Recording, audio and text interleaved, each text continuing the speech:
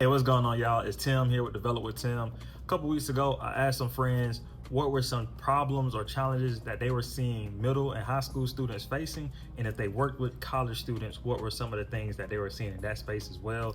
And man, when I tell y'all the feedback that I got, it was like, I'm not gonna say like it was overwhelming, because a lot of it I kind of figured, but reading it made it more real.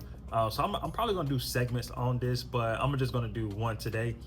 So one answer was severely lacking parental or community guidance. Fewer children middle through college are reading or writing at all. And man, when I tell y'all, I felt that, because when I was in middle school, high school, even my early years in college, I felt that I didn't like to read. I remember I told one of my cousins, I was like, man, I hate reading. I don't like books. And he was like, don't say that, because that's where the knowledge is. They said if they don't want you to know something, they're gonna put it in a book, because they're not expecting you to read it. And that really changed my perspective.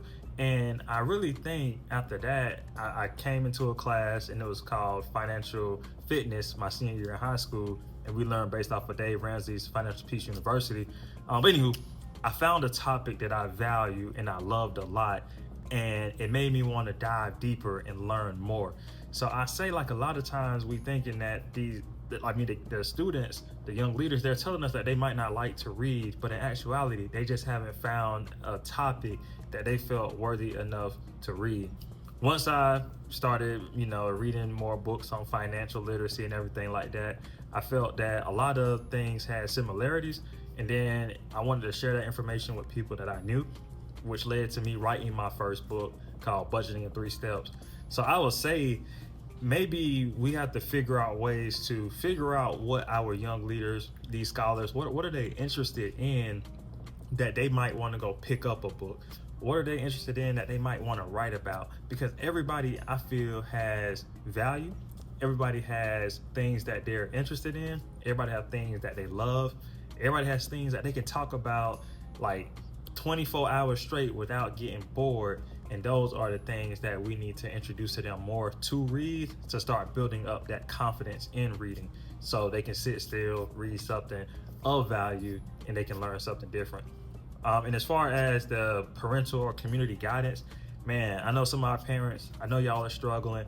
Lean on the community and community members. These parents, they need us, because it takes a village to raise a child. And a lot of times, some of us, we have free time. And for those of us who might not have time, if we have money, we need to pour that money into some of these nonprofits, some of these other community groups that have the initiatives to make sure our kids are being taken care of. Because at the end of the day, we don't know what someone else's struggle is, but we know that we have capacity to be something to someone, whether it's just a check-in or whether it's, again, a donation to a nonprofit or organization that is catered toward the youth.